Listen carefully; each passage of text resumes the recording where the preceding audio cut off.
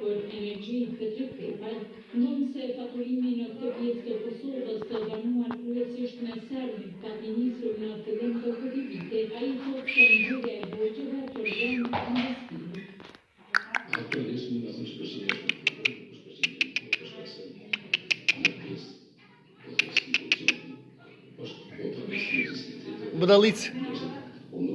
Budalic.